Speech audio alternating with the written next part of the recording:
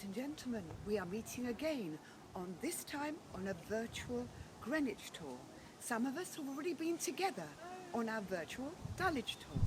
Behind me is the famous Greenwich Observatory. It has become a museum with over 1,500 different objects linked with navigation and astronomy. My name is Janine, also known as Jasha, and on behalf of myself, Clara and Vishi, part of our young enthusiastic digital team. So from your sofa, enjoy. We look forward to showing you as much as possible. But look at the view behind me, the whole of London.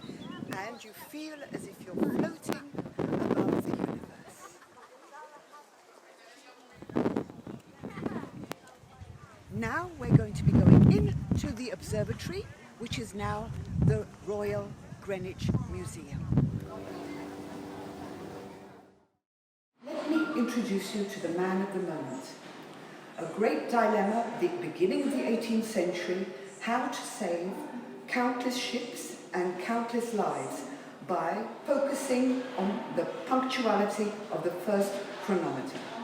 It was not a professor or a scientist or a navigator, but a simple watchmaker.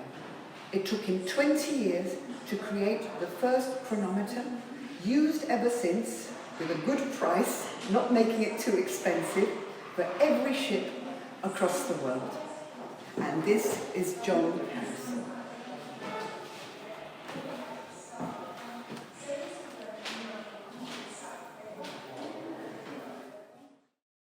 We are standing on the spot where all time zones in the world are established, decided in 1884 at a conference in Washington that this would be the site of the meridian.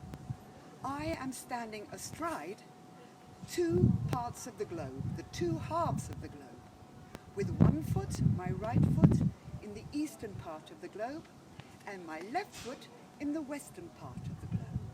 An amazing place, and I look forward to meeting you here and showing you around. Ladies and gentlemen, I hope you're still comfortable in your sofa or armchair or hard wooden kitchen chair. We are standing near a romantic castle, Vanbrugh Castle, created in 1717 by the architect and dramatist Vanbrugh, who also designed Blenheim Palace. This was initially his home. It was modelled on the Bastille in France, where he himself was imprisoned at the end of the 17th century. It's also been a school for cadets and army personnel, and now it's private apartments. Welcome, Vanbrugh Castle.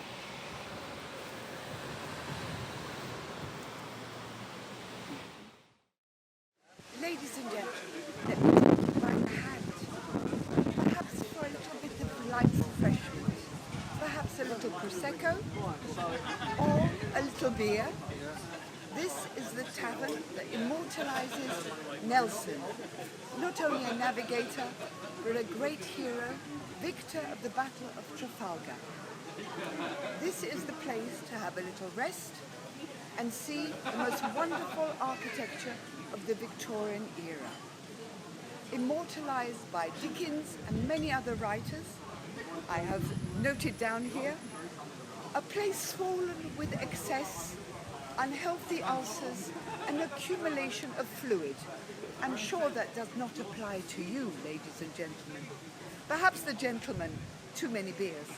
But for us ladies, the Prosecco, and then we'll continue to see as much of Greenwich as possible.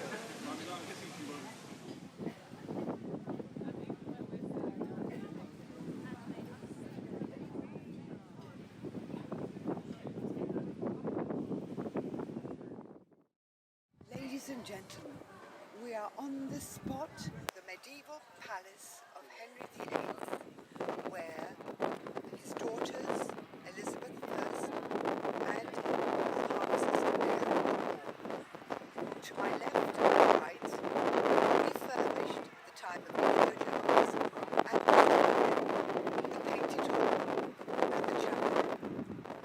And behind us, the Queen's house, the last royal to live here was James I. He didn't get on so well with his wife, Anne of Denmark. He created on the other side of what is now a busy main road. Some women would like this, even in the 21st century. We would reply, get thee to a garden shed. And to add insult to injury, her palace was on the side of the road with no shops.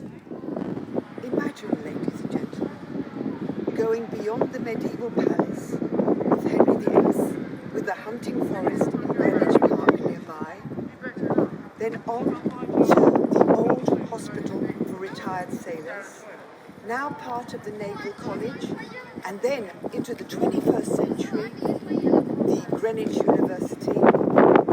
This building would have been iconic for the art.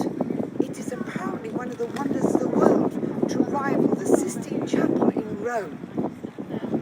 Now used for special events for naval personnel and banquets, and available for us to visit. Ladies and gentlemen, imagine the wonder that is above us and behind us to rival the Sistine Chapel. In this wonderful hall, these poor, retired sailors, noble to the end, this was given to them as a dining area. With wooden platters, they felt so intimidated seeing the glory of the Hanoverian kings, very impressive, no doubt, that they took their platters outside. They were required to eat in silence, but they were given free beer. And that made things rather difficult. And also, if they dared to talk very loudly, they were referred to as canaries because they were required to put their jackets on inside out, apparently with a yellow tinge. But look around you, ladies and gentlemen. This magnificent spectacle. Thank you for being with us, even if it's from your sofa or your armchair or your kitchen chair. We look forward to welcoming you in person for this glorious, glorious sight.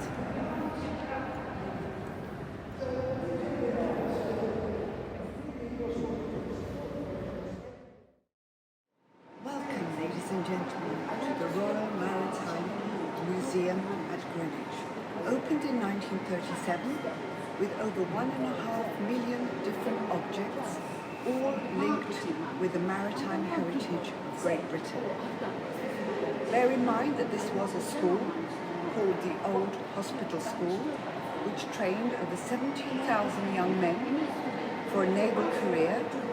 4 admirals were produced, and the ladies were trained for domestic service. During the pandemic, I think my husband would like the same. We are standing by the Royal Lodge, dedicated and created for Prince Ferdinand, the son of George II.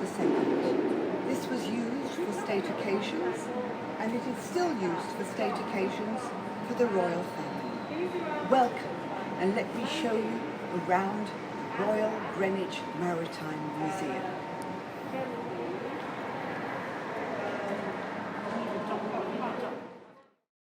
Ladies and gentlemen, welcome to the Cutty Sark, the only remaining clipper transporting, not today, but in the past, and created in 1869 in Dumbarton, tea and wool, and the faster you travelled, the more money you would make.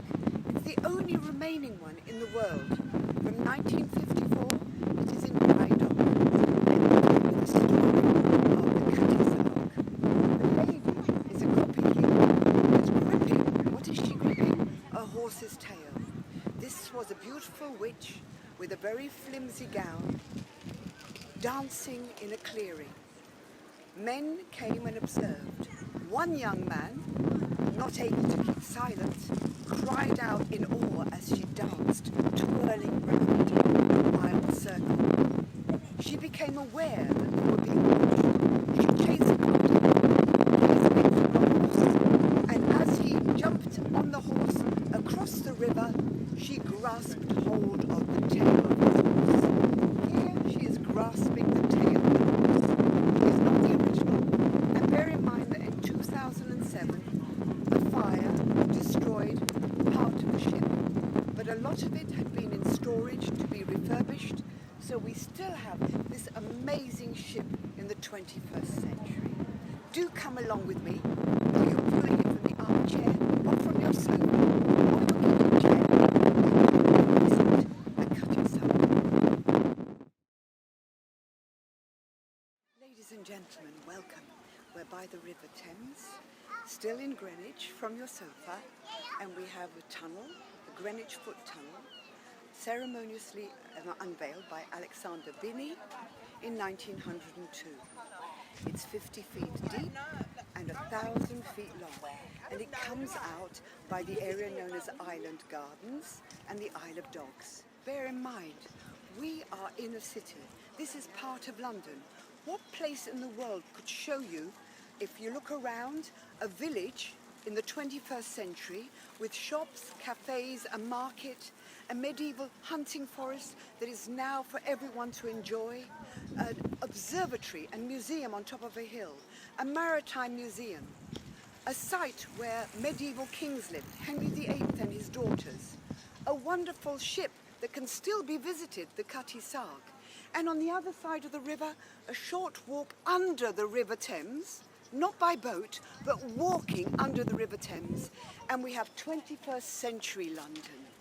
The area known as Docklands, part of the old port, bombed in World War II, but so wonderful to visit in the 21st century. So much, and no other place in the world has so much to offer. On my behalf, Janine, on Clara's behalf, and our wonderful team, we so hope that you've enjoyed our virtual tour from your sofa, from your armchair, and in the future, on foot, in Greenwich, and of course in Dulwich. We so hope that you'll subscribe to us and come and join us on future tours, both virtual and actually in body, in Oxford, in Windsor and Eton and Canterbury, to show you as much as possible. We've so enjoyed showing you around. Thank you.